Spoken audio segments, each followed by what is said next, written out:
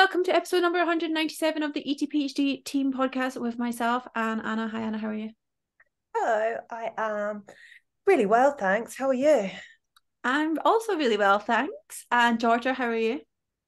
Also really well, thanks. How are you? Oh, great. Well, what a team we are. This is rare that we're all buzzing off our tits to be here. Oh, well. I mean, what a win for the middle of the week.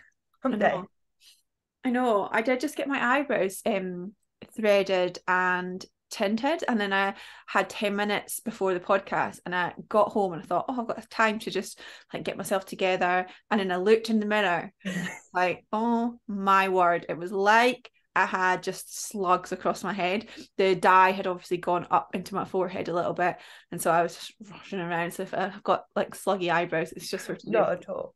Not at all. Do you know what? I actually have to warn the beautician when I go, because I'm like, oh yeah, my skin goes really red. It's not like allergy, it's not anything bad, it's just they just go bright red, and then they're like, yeah, that's fine, and then they do it and they're like, oh, you weren't wrong. I'm like, yeah.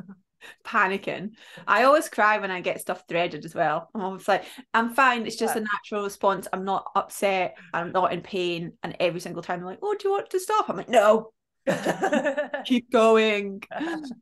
Yeah, so Is it just your eyes water? Because mine used to water loads when I had them threaded, but it wasn't that it was painful, it's just that my eyes would stream, I guess, because you're so close to like where your eyes are.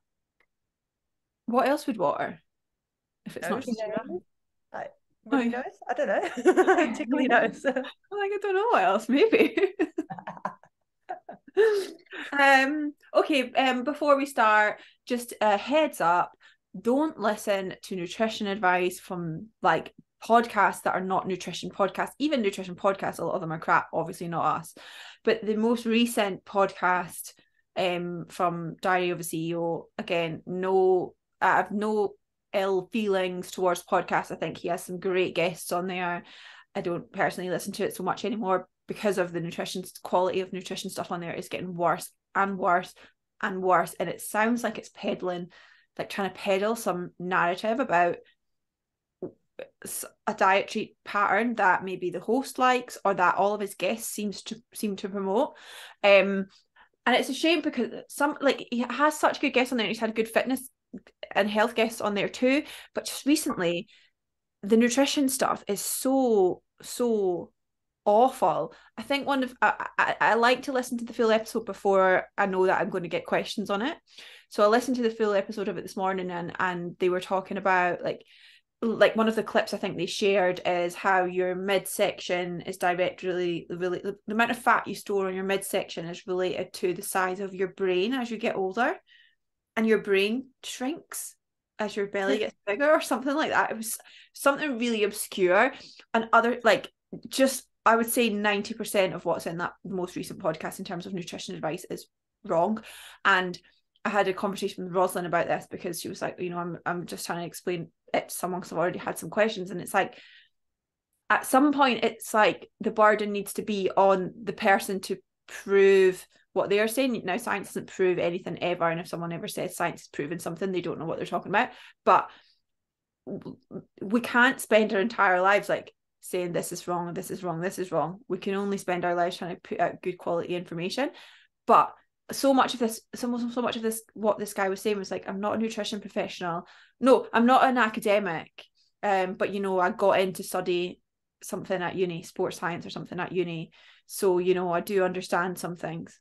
It's exactly the same. Yeah, it's like, okay, great. Now I really trust your scientific rigor. And then goes on to talk about how rat studies, and using rat studies as an example of what humans should then do. And then not just humans, what women then do, who respond differently to men, who respond differently to rodents.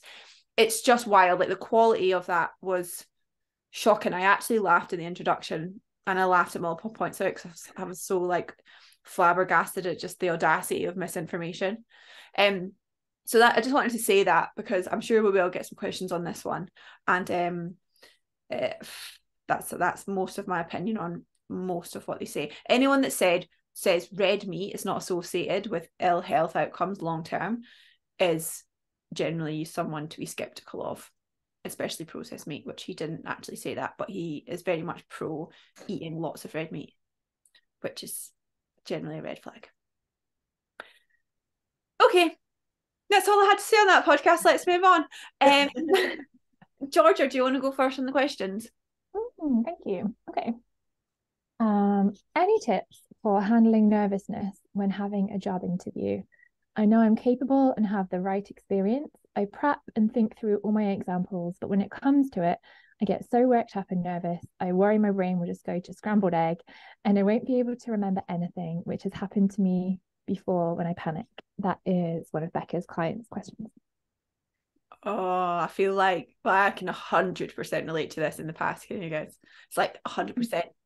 I remember getting so stressed out about my final year exams. It's one of the reasons I took a year off my final year exams, that I went into an exam and I could not have studied anymore if I possibly tried. Like I had like books that I'd created that were all color coordinated. I was proper A-type about it. And like people in my class would borrow them, and I was so like prepped. And I went into multiple exams and just couldn't remember a single thing. Got a 2-1, should definitely have got a first. I was traumatized. I use that word very lightly, and it was awful. And it was because I was so, again, as much as this word we're throwing around so much at the moment, like dysregulated, I was so terrified and nervous that it completely threw me. I've done job interviews around those times too, where I just would go in and I would just sweat through my clothes and I would just forget the most basic stuff.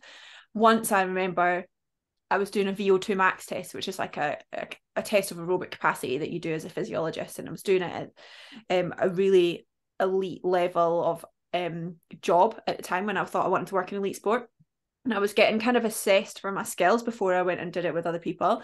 And I took a blood sample from this person's ear, and I was so nervous that I threw the glass blood sample across the floor, and it just smashed into smithereens, like across the floor and the wall. And obviously that was his blood sample ruined, and that was me showing my ability, which was something I could have done with my eyes closed, but I was so nervous and so sweaty that I couldn't cope. So 100% relate. And how I got over it is maybe not how I would recommend you necessarily get over it now, but some things that I did was just put myself in more and more and more and more uncomfortable situations. I think it was at that point that I started doing my exercise to music qualification. Sorry. I know. Can you imagine me doing that? But it was so like far removed from what I was comfortable with, which is just teaching aerobics classes.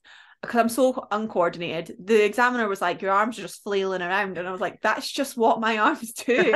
Like, I have long, lanky arms.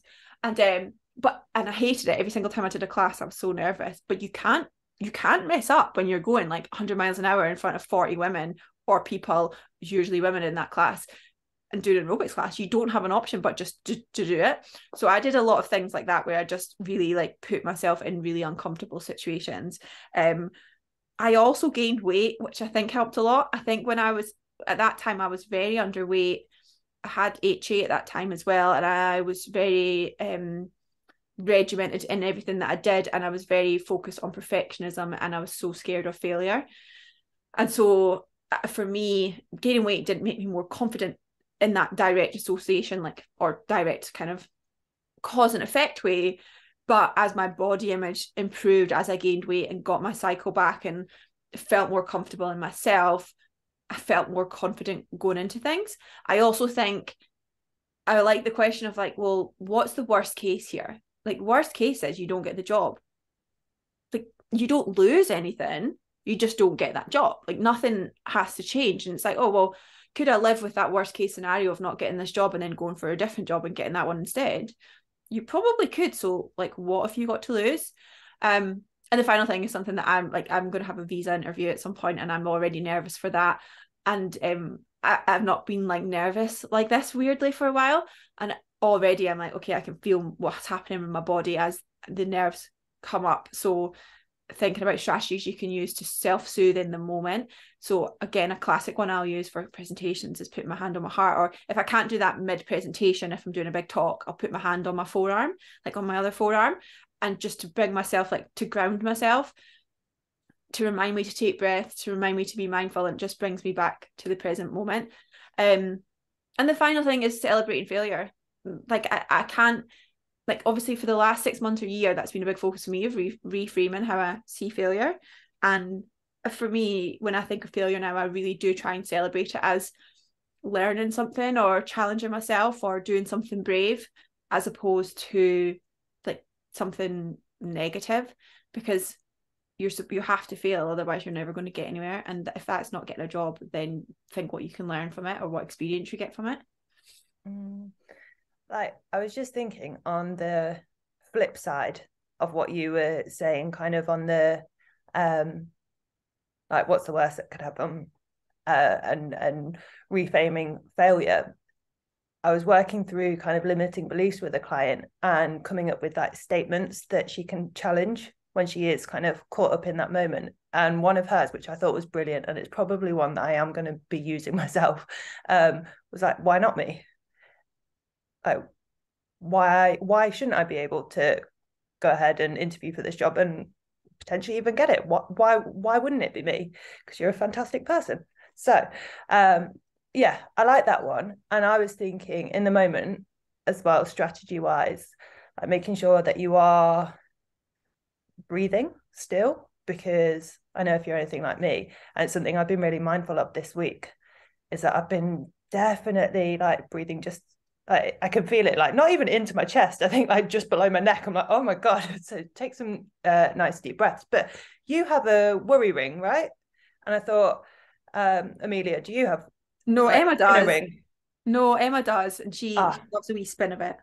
But no, yeah, I was going to say something like that maybe would be, again, something nice. That my go-to would be a hair tie, but probably not ideal in a interview. So maybe something like that you can just kind of use to ground yourself.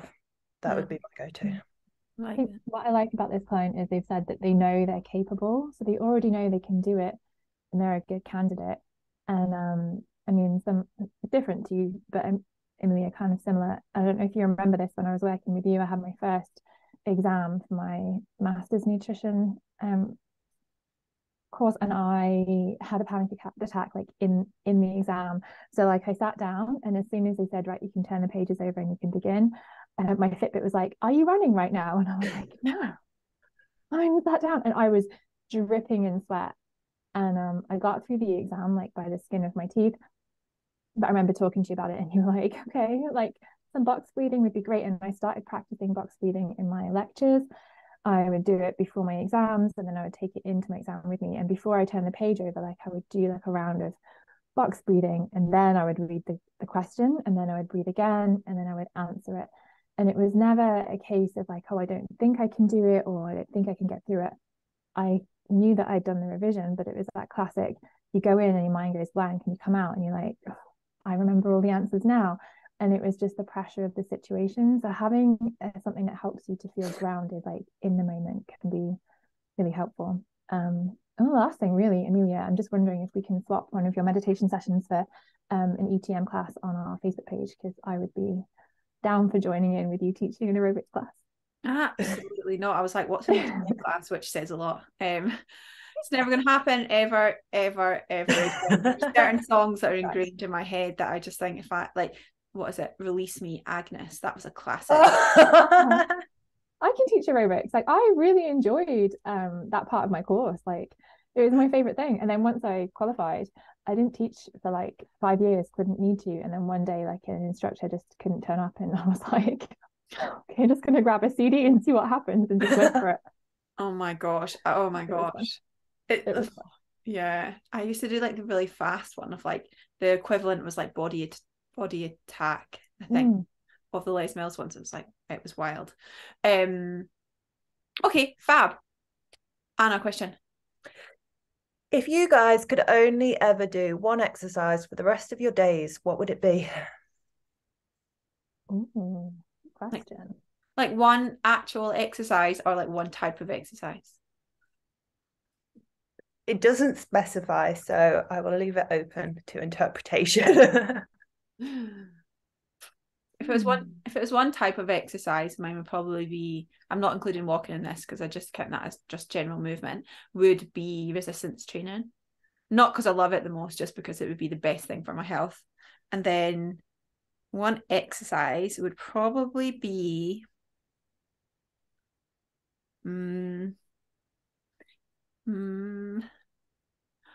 oh, probably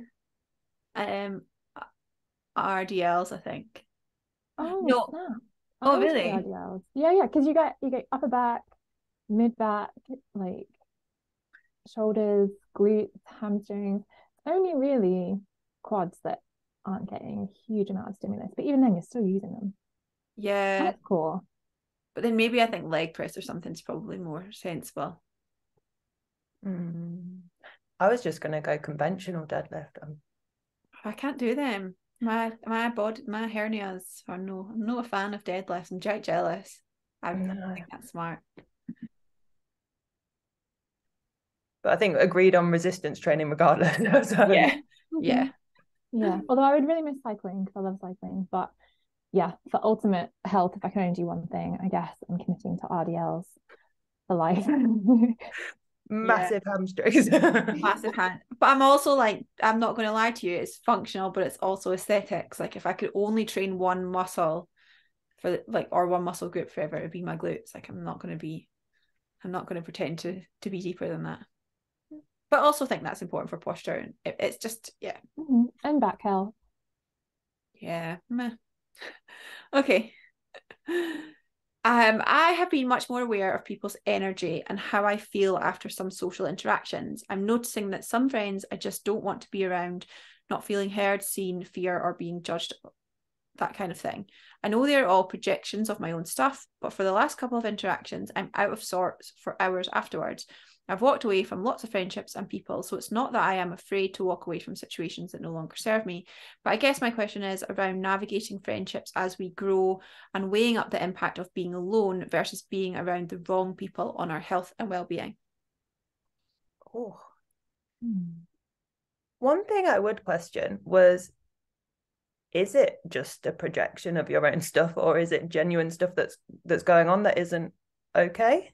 And in that sense, you have every right to walk away. And I think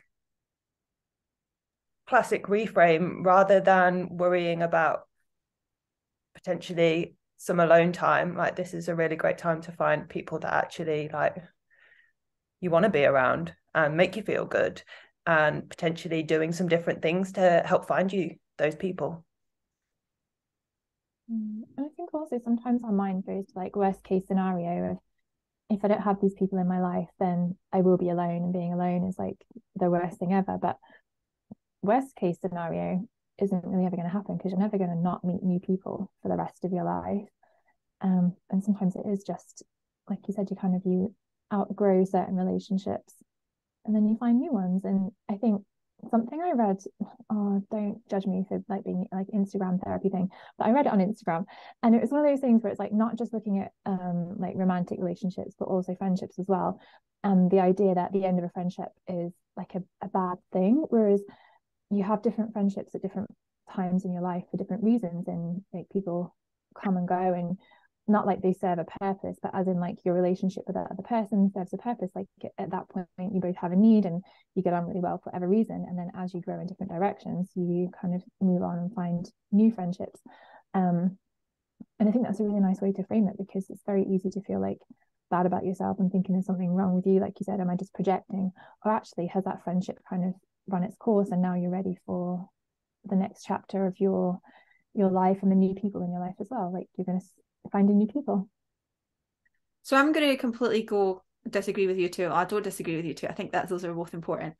But realistically, if your fear of being judged, you feel like you're not being heard, like I would say actually have the conversation and don't just automatically go into this Gen Z narrative of like, well, if something's not serving you, just cut them off. I don't like that narrative, because I think realistically, there are going to be seasons of your life and different relationships where that relationship is supporting you and that relationship is not supporting you, and you're supporting that relationship and you're not, and that is going to be transient potentially. And you know, I've got friendships where I've been friends with these people since I was maybe 16, and we've had years where we haven't really spoken, and then years where we've been really close and I feel really connected to them, and then you know, it comes in and out, and that's not, and I wouldn't cut those friendships off because they're not serving me, or because I don't feel great every single time I hang out with them, especially if it's coming from me feeling like I worry about being around them because I worry about being judged. I think you're right to think about, is it my own self-projection, and is it my own stuff? And in that sense, it is something that you want to work through. I'm being a little bit facetious here, because I totally do agree with both of what you're saying in terms of like knowing when things are time to call things, right? For sure.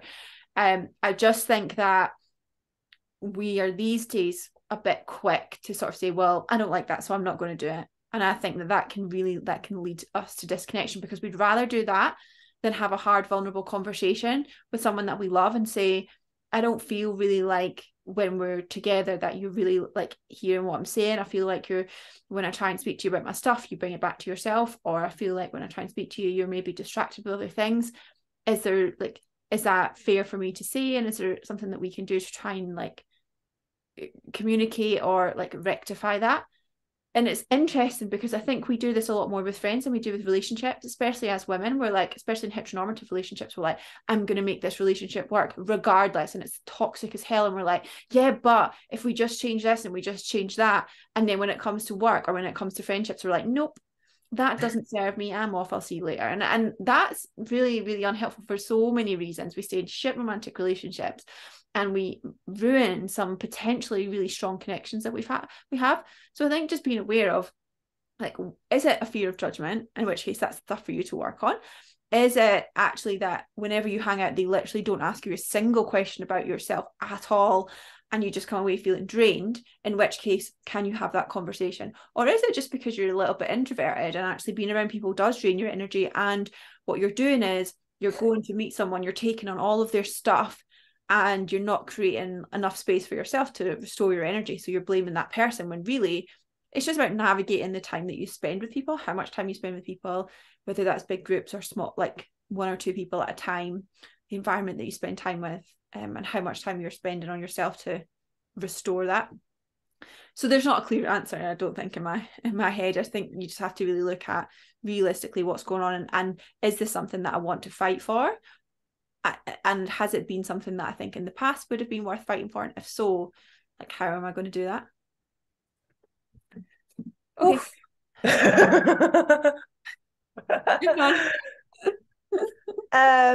Okay, opinions as experts help a coach out. Are some clients just uncoachable?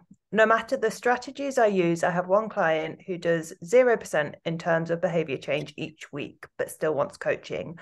I am at a loss. I have tried so many techniques to love this client forward. Anything I suggest is too little, and the big changes she wants just don't happen for her. She has an all or nothing mindset and is stuck in the past. We talk about this every week. Not one behavior change has been implemented, and she is upset that the scale hasn't changed, even though I'm a weight neutral coach for the most part, and told her this would not be a focus. Anyway, I have the mind that it must be me. I haven't found the right plan or the way to reach her. But is it? It might be you. By the way, I'm not even in my luteal phase. Just picking up on Lynn's sassy pregnant hormones. That's what it is. No, it might be that you haven't found the right way to support her yet, and it might be that she's not in a place ready to change yet. It could be, or it could be a combination of the two. But even if it is that you haven't found the right way to support her yet, that's not a failure on your part. That's what coaching is navigating all the different ways of supporting someone and finding out the best way to support that person. So you're not failing, you're just discovering the right way to support someone. But on the flip side, yeah, if you think about the trans theoretical model of change, some people are kind of in that contemplation phase, and they'll maybe dip their toe into signing up to do some change, but maybe they're not quite there yet. But I think it is important to remember that for a lot of people, they have made the commitment to sign up. And, you know, we work with people who start with us and then they say, do you know what, I don't want to do this. This isn't for me. Like, that does happen. And usually those people will come back and work with us a year later or 6 months later. Not always, because it's a scary thing. So I think I would say a couple of things. Practically, I would ask her and say, okay, well, what do you feel this week you can commit to? You tell me, if you pick one nutrition habit, one behavior habit, and maybe one exercise thing, what 3 things can you commit to? And are you sure you can fit that into your schedule? Okay, let's make that promise to yourself. That's what you're going to do. And letting her lead it. Autonomy is so important with coaching. And I actually had this conversation with a client yesterday where we were laughing about it, because I was like, you realize I've not given you any advice in this. I'm just going to keep asking you questions, because she's like, I want to do more. I want to do X, Y, and Z. And I said, well, but why? And like, we don't come up with solutions. We'll support people and we give resources and homeworks and we'll direct people, right? But autonomy in the coaching process is so important, and we know it leads to greater weight loss, greater behavior change, etc. Right? So it's really about how can you support her to be autonomous in her decision making, and make those promises to herself, because this is what she wants. Another thing to consider is, realistically, there's a reason that she doesn't want to change. What is it that's keeping her where she is? And having that conversation with her too. Like, ask her, what is the reason that you want to stay where you are, or what do you think is a pull to stay where you are? And she'll probably say, well, nothing, I don't want to be where I am. But there is something. It's like with binge eating, classic example of, we often don't want to give up binge eating, even though objectively we do, because it's our friend, it's our comfort, it's our coping strategy, it's our protector. So we don't want to give it up. That's really, really common. So you kind of have to have that conversation with her and say, like, what do you think? What positive roles? What's the benefit of staying where you are? And identifying that. And then also thinking about, how does any of this stuff align with what's important to her? I'm sure you've had the values conversation, but really have a call with her and say, like what are your values, and how does staying where you are and having these habits align with your values, and how does making these changes align with your values? Because maybe right now that's not necessarily clear, and she's doing things for weight loss and she's not seeing weight loss. And so even though you might be a weight neutral coach, if that's always been her marker of success and her outcome has always been focused on weight loss, and that's not changing, she's not going to be motivated. So she needs to understand, or she needs to start getting curious, and you need to support her and getting more curious about the importance of like the work that she's doing now, the various outcomes that you can look at now, and why that is important to her in terms of her values. And so I had a check-in this week on Monday, and my reply was just full of questions. And then on Tuesday we had a call and we were chatting about something very similar. And it's something that we probably see as a team in the first couple of weeks, maybe the first couple of months of working with someone, is most check-ins will say like, oh, I don't feel like I'm doing enough. I feel like I should be doing more. And we just explore that. And I think I just asked her a few questions around like, well, what is enough? And what you think is enough, is that sustainable right now with the long-term lifestyle that you want to be moving towards based on where you are right now? Like what's realistic within your week? What are your expectations of what you feel like you should be doing versus what actually is manageable right now? And then actually I sent her one of the podcasts I think that we did around the challenges that our clients face at first, which usually is feeling like they want more and more and more, and actually they're struggling to kind of get these basics in. And then yeah, we started our call and she was just absolutely laughing her head off. And she was like, yeah, I don't know why I thought I needed to be doing like these 50 things. She was like, I'm just going to focus on this one thing this week because I can see how that's going to support me this week, how that's going to help me build next week. And we just kind of talked through like what she thought was the best plan of action short term to move her towards where she wants to be like long term. And I think when you're coaching, I've definitely done this before, like so many times, you feel like you have to give the answer because you want to show like value, like that's what I'm here for. But most of the time, actually just kind of holding up that mirror and kind of saying, well, this is where you are right now, like what's realistic. And then like you said, Emilia, letting that client create their own plan, like have their autonomy, can be really helpful because then they have control and they feel empowered rather than feeling like they're waiting for the answer from you. Okay, George's question, correct? It is, yeah. And it's from one of my clients. So I'd love to hear more about why people experience all or nothing tendencies in life and habits, and how to manage all or nothing tendencies in life, not necessarily related to food.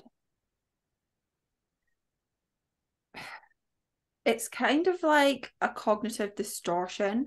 So it's this way of thinking that we develop from probably from childhood, which is obviously unhelpful to us in some way. It's like black and white thinking, and it can stem from loads of different things, and I'm not here to kind of diagnose over a podcast like why you may have developed all or nothing thinking, but it's usually comes from the perfectionist mindset, and the perfectionist mindset usually comes from an inherent feeling of not being worthy as we are, often, not always, and we think if we do everything better, and especially when we're younger and we're celebrated for achievements and we're celebrated when things go right as opposed to when things are maybe going wrong or more challenging, we start to realize that we're too the better that we do.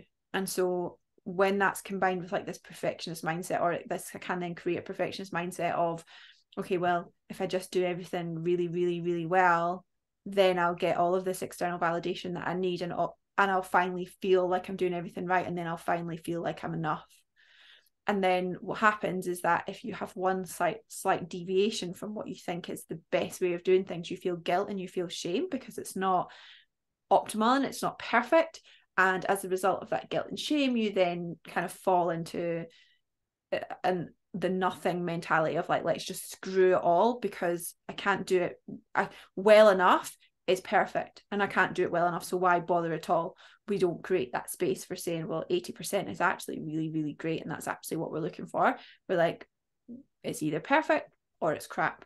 And so again, it can be stem from so many different like values and stories that we are fed when we're younger, and unintentionally, not through any blame of any caregiver, and everyone is different in that.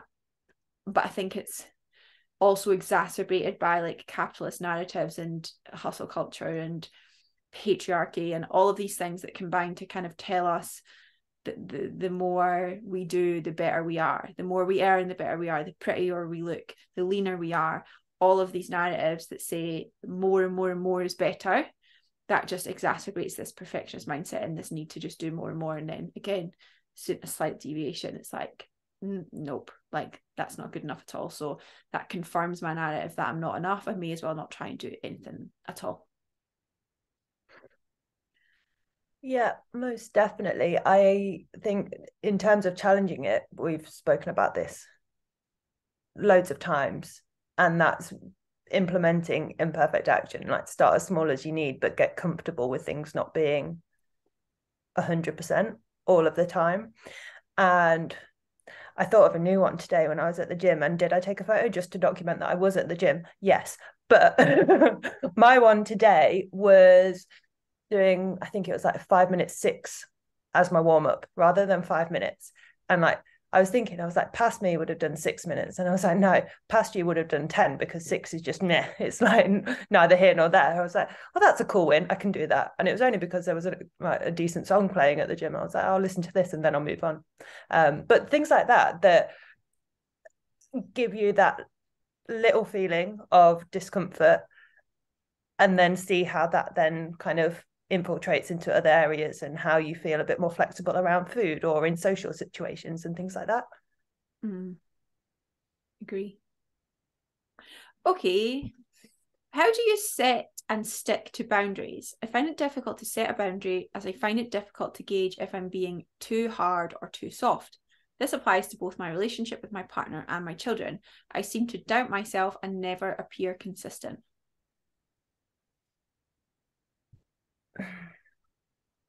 I would say, as a general rule, if you have those worries, that it's not that you're going too hard with the boundaries. There is, Becca did it, didn't she? The resource on boundaries. Am I right in saying that? But there is an excellent resource on setting boundaries and kind of understanding where your boundaries lie, and maybe areas of life that you do need to be a little bit firmer, or there is a bit of flexibility with them. That would be a really good one to work through, I'd say. That's a great point, and this is my client, so I will 100% recommend her to do this boundary resource. So thank you for that. I think the question kind of is, does it matter if it's too hard or too soft in the context of what you're trying to achieve, in that your boundaries there to support your relationship, your boundaries there to support your space, your energy, to allow like a healthful connection, right? If that has a positive outcome on that, if that has a positive effect on the desired outcome, then it's quote unquote the right level of boundary, whatever that really looks like.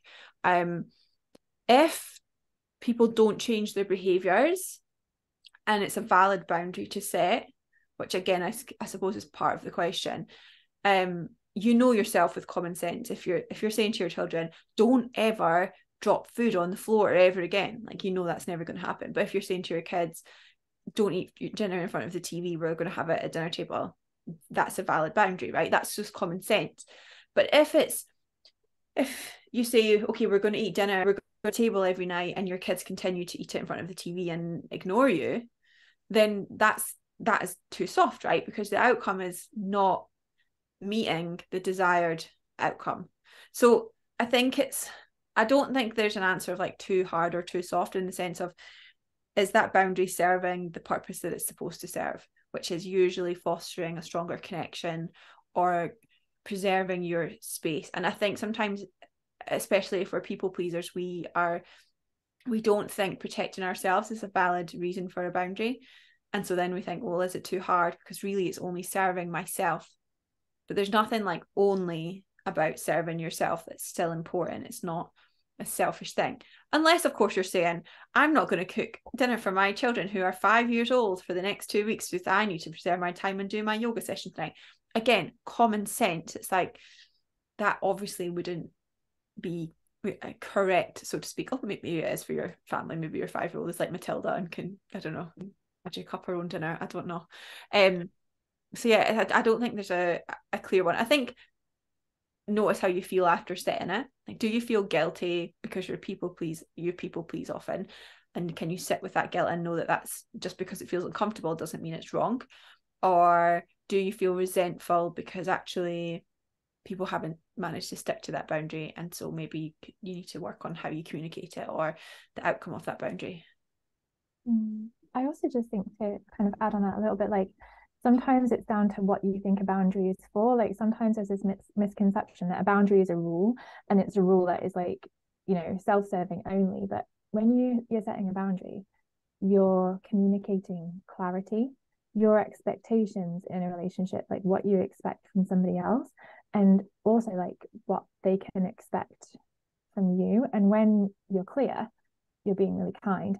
Like, you can't, I'm just using this example, I'm not saying this is correct, but like, you can't let your kids eat in front of the TV and drop food all over the floor and run around mashing beans into the carpet and then get annoyed at them if you've never said to them, this isn't okay, this is what we're going to do instead.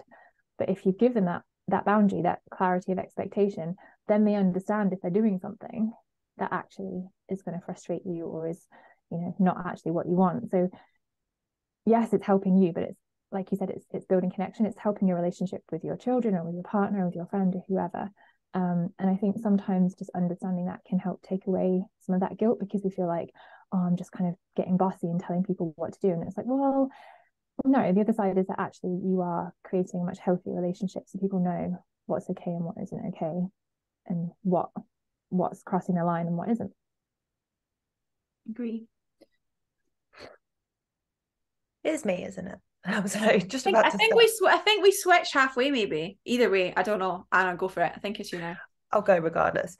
I feel sometimes I'm just doing stuff to tick a box rather than feeling the outcome. Like with body functionality / appreciation, I list and say thank you to my body, but I don't always feel it.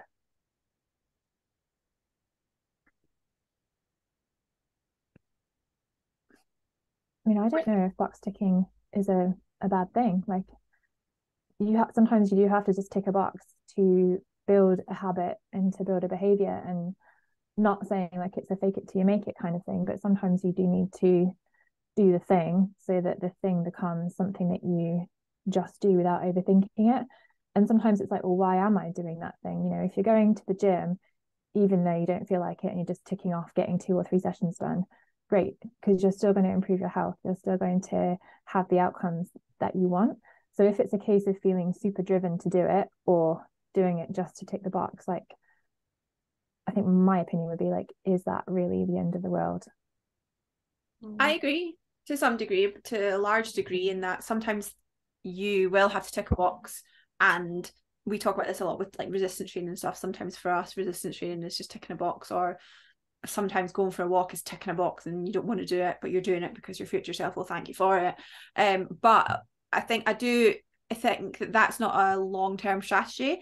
If you were ticking a body gratitude box for 2 years and after 2 years you still didn't feel that gratitude into your body, then that would be a bit of an orange flag of something to look at. Because the intention behind something is really important. And when you're box ticking, sometimes the intention is to support your future self, and sometimes you're box ticking to get a gold star from Anna when you check in the next week.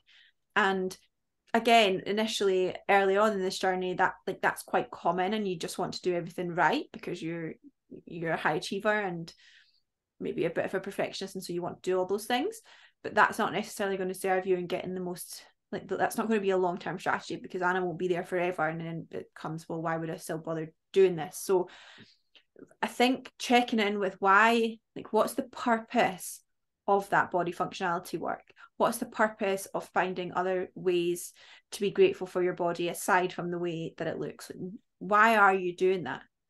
That's an important question to ask yourself. And then I also think, like, what is it that's stopping you from feeling into it? So when I would do body functionality work, I tend to do it at the end of a yoga session. And when I'm in Shavasana, I will just run through my body quickly and just be like, thanks for letting me do this. And whatever words come out of my mouth, it's generally those words. It doesn't matter what they are, right? That's my time to really do that. And I imagine my words going to every little finger and I say little finger, I've got giant long fingers, but I imagine the words that I'm saying in my head going to like all the different parts of my body, and I really visualize that. And the reason for that is because I want to support my body image. The reason for that is because I don't want to develop a negative relationship with my body ever again, because I know what that feels like. So when it comes to you checking the box, it's like, you need to think about, what is your purpose? What's the purpose of this? And like, is that actually something that you want? Like, do you want to improve your body image? And if not, then that's not something that you're going to want to do, and then don't tick the box and don't do it because it's a waste of your time. But if it is, it's like, well, why am I so reluctant to do it? Why am I so reluctant to feel appreciation from my body? Is it because actually I'm scared if I feel appreciation from my body, then I won't want to change it anymore? Or something else? So I think really getting to grips with why you have that reservation. Or is it because actually you don't really understand, and actually you're not on board with that because it feels a little bit too airy-fairy for you, and that's something else to work on.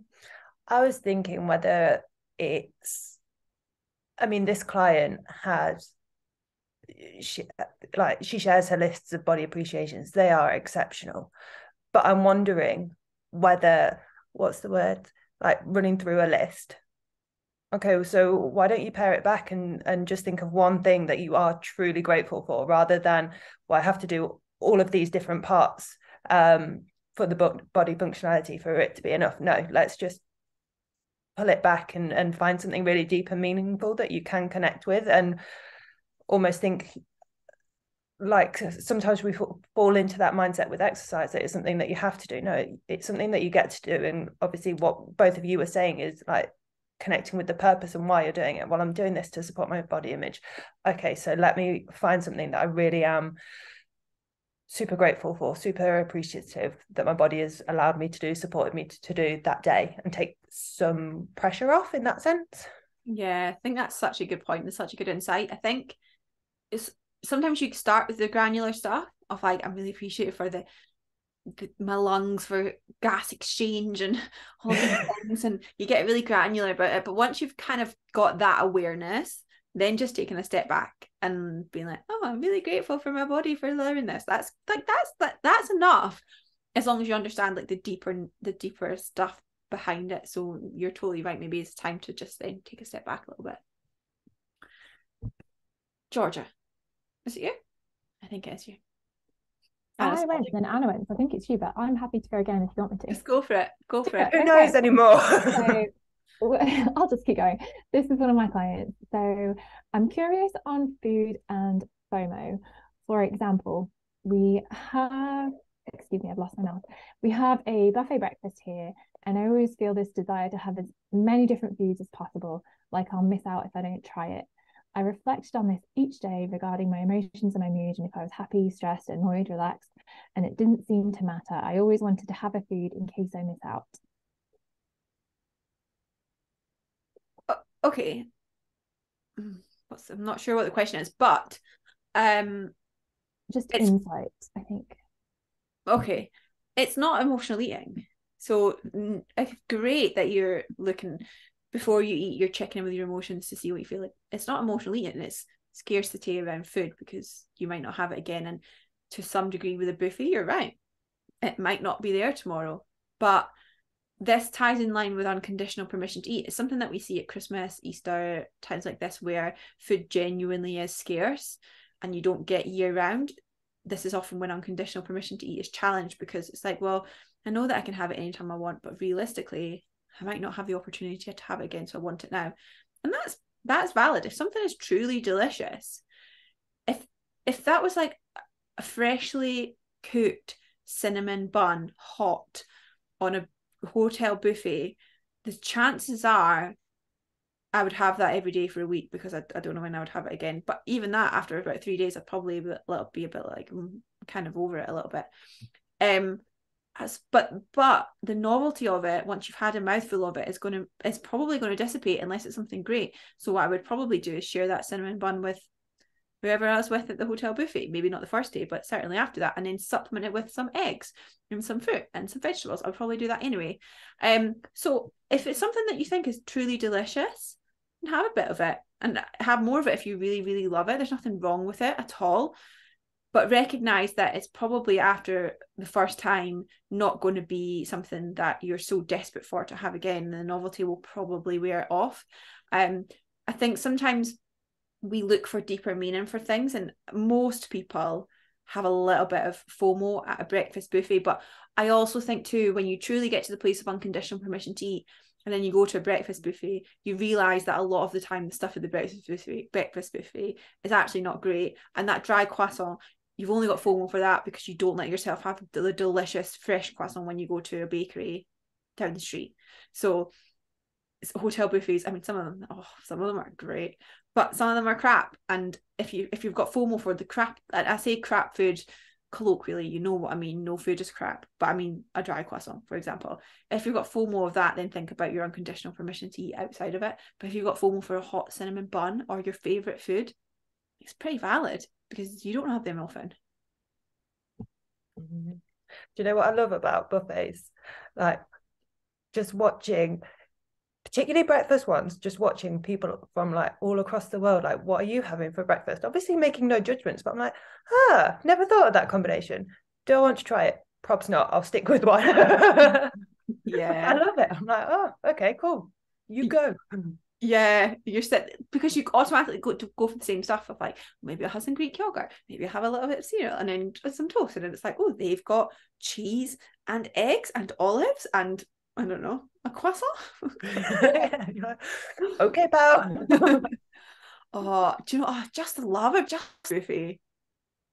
Oh, there's one in that my friend Louise and I go to every year in Cost where we go together, and they have a whole breakfast cart of different dried fruits, but like dried papaya, dried figs and everything like that, and then like fig jam, and oh my gosh, all the different seeds. It's just heavenly. Oh, I really want that now. Okay, moving on. So hungry now.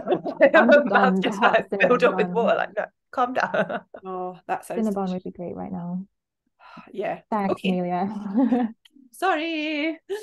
Rosalind's question, last question. What practice or positive reinforcement can I carry out to prevent I think it means mind, so I'm going to start again. What practice or positive reinforcement can I carry out to prevent my mind from automatically thinking more food equals weight gain? That's a great question. I don't think there's a practice or a positive reinforcement in this situation. I think there might be that I can't think of right now, but I don't think it's the answer. I think the answer is education and experience. So thinking about, what, like, realistically, you could have more food and it's a giant bowl of lettuce or a nut or two nuts.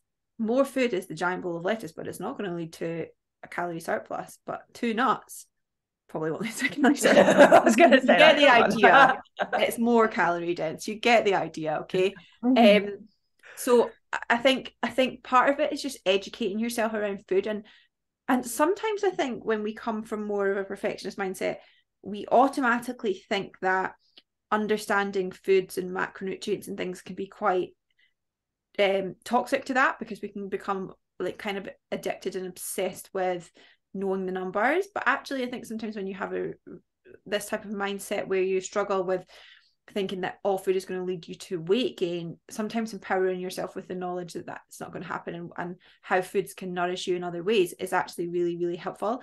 And so I think focusing less on the calories of foods and more about maybe it's macronutrients or maybe it's micronutrients, thinking about, well, how do these two nuts, like what micronutrients are in these two nuts, and how do they nourish me, and thinking less about food volume and food calories and more about food nourishment and food micronutrients and nutrients is a much more helpful way to do it. And I think also too, the experience of actually eating a little bit more and recognizing what actually happens when you do that is important. But then I also think on the top of that, and I don't know your situation, but recognizing that weight gain is not inherently a bad thing for a lot of people. For most people, it's not a bad thing and it doesn't have a moral value, and really getting to grips with why weight gain is such a negative in your mind.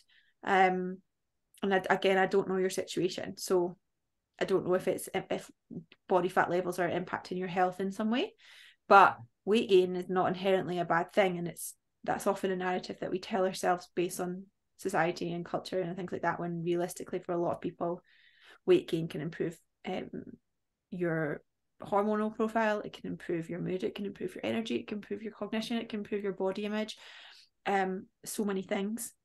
But we tell ourselves that none of those things are going to happen, so like get curious about that too. I think sometimes one of my favorite things to